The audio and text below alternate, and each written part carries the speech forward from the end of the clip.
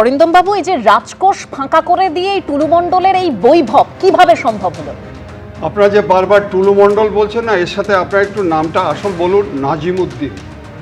নামটা একটু বলুন, নাজিমুদ্দিন। টুলু খুব সুন্দর নাম, নাজিমুদ্দিন। এবার বলি, একজন বললেন যে শাস্তি হচ্ছে কোথায়, তাকে একটু বলি যে শাহজাহান আজকে 2012 সাল থেকে যে অত্যাচার করেছিল তো অ্যারেস্টই করতে পারেনি।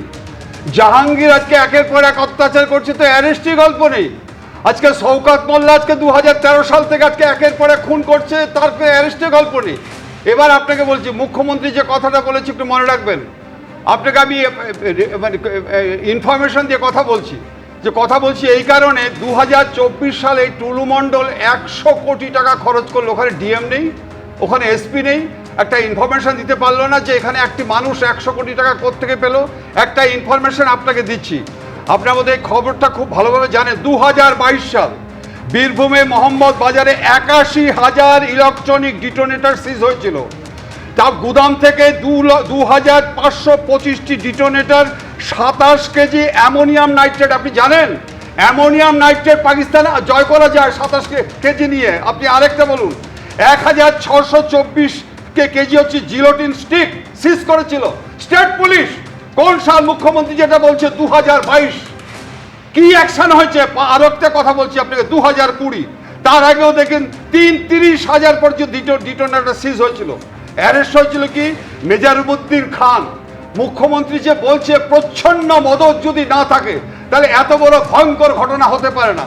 আজকে আপনারা ভাবুন যে দিনের পর দিন 15 কেজি সোনা বলছেন, এই বলছেন, সেই বলছেন, লোকাল পুলিশ জানে না। আরে ভাই, আপনি শুনে নিন, পুলিশ ইন্সপেক্টর ইউনিফর্ম পরে নীল গাড়ি করে আজকে টাকা নিয়ে আসতো আজকে কালীঘাটে। সেই প্রমাণ তো আমাদের কাছে রয়েছে, দিনের পর আমরা দেখেছি। তখনকার দিনে যে পুলিশ মন্ত্রী, তার ব্যর্থতা নয়। আজকে দিনের পর দিন এই যে টাকাগুলো তারা আয় করছে দিনের পর দিন, এই টাকাগুলো কিসের টাকা, কোত্থেকে আসছে, কে দিচ্ছে এই টাকা? ওই টাকা আপনার আমার টাকা, জনগণের মূল্যবান আজকে উন্নতির টাকা। আজকে দীর্ঘদিন ধরে যে without any short of interruption personal gain, এবং ওখান থেকে 60-70% আজকে ক্যামাস্ট্রিটে চলে আসছে, কেউ অস্বীকার করতে পারবে? আপনি আমাকে বলুন যে অনুব্রত মণ্ডল, উনি বলছেন, অনুব্রত মণ্ডল যে স্টেটমেন্টটা দিয়েছে, আমি অরিন্দম আচার্য নয়, ম্যাডাম নয়, উনি বলছেন যে আমাকে পার ডে 3 কোটি 3.5 কোটি দিতে হতো। তারপরে কোনো উত্তর আছে? আজকে যখন জেলে গেল সেটা কমে গেল।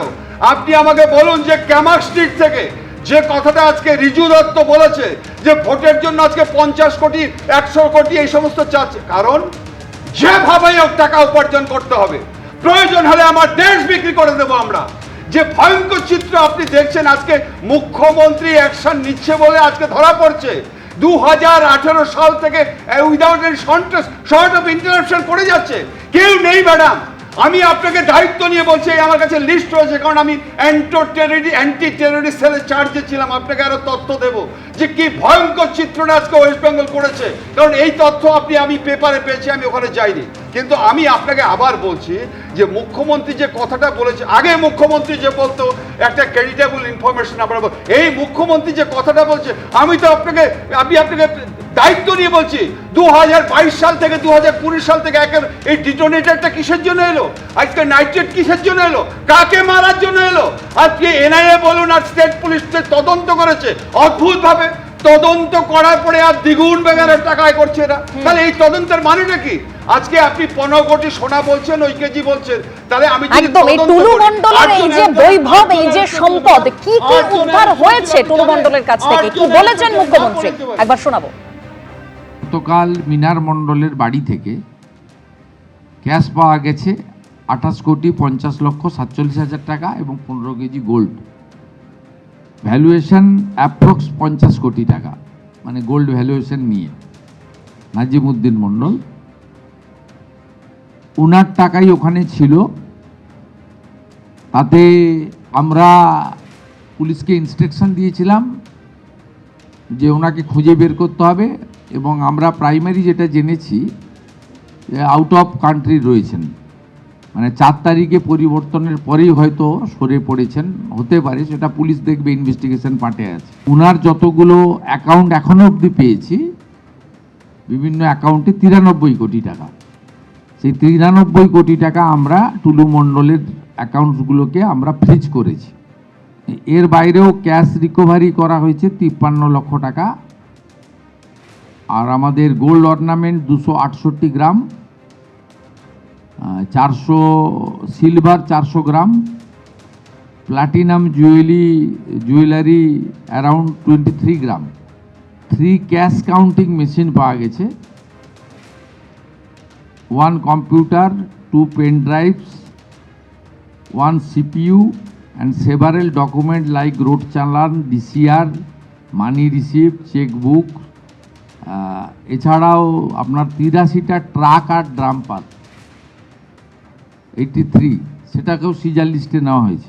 21টা প্রপার্টি পেয়েছি, সেটা আন্ডার প্রসেস রয়েছে প্রপার্টি। এই প্রপার্টি লিস্টের মধ্যে আপনার রয়েছে 7টা বাড়ি, একটা ফার্ম হাউস, 2টো পেট্রোল পাম্প, একটা ব্রিক কিল, একটা পার্কিং, 3টে স্টোন মাইন, 2টো ক্র্যাশার এবং আদার্স সব মিলিয়ে মোট 21টা প্রপার্টি। এই জায়গার পরিমাণ হচ্ছে 300 বিঘা। এই ডিসিআর জালিয়াতি করাই, রাজস্ব ফাঁকি দিয়ে এত এত সম্পত্তি তৈরি করা, প্রদীপ্ত এটা তো লুকিয়ে করা সম্ভব নয়।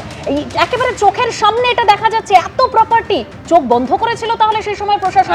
প্রশাসন চোখ বন্ধ করেছিল, প্রশাসন চূড়ান্ত প্রশাসন খারাপ। মদত দিয়েছিল বলা যেতে পারে। তুমি বলতে গেলে যদি এতগুলো না, কথা তুমি মধ্যখানে বলবে, বলো, শুধু add করে বাকিরা দিলাম। বললে তো চুপ থাকো। আমার বক্তব্য খুব পরিষ্কার, এখানে দুজন দায়িত্ব নিয়ে বলে দিলেন কোথায় কোথায় টাকা যাচ্ছে, দায়িত্ব নিয়ে। আরে বাবা, তাহলে তারা তো সাক্ষী, তারা সাক্ষী দিলেই তো আমাদের যাদের বিরুদ্ধে দোষারোপ করা হচ্ছে, অভিযোগ আছে, তারা জেলে পচবে।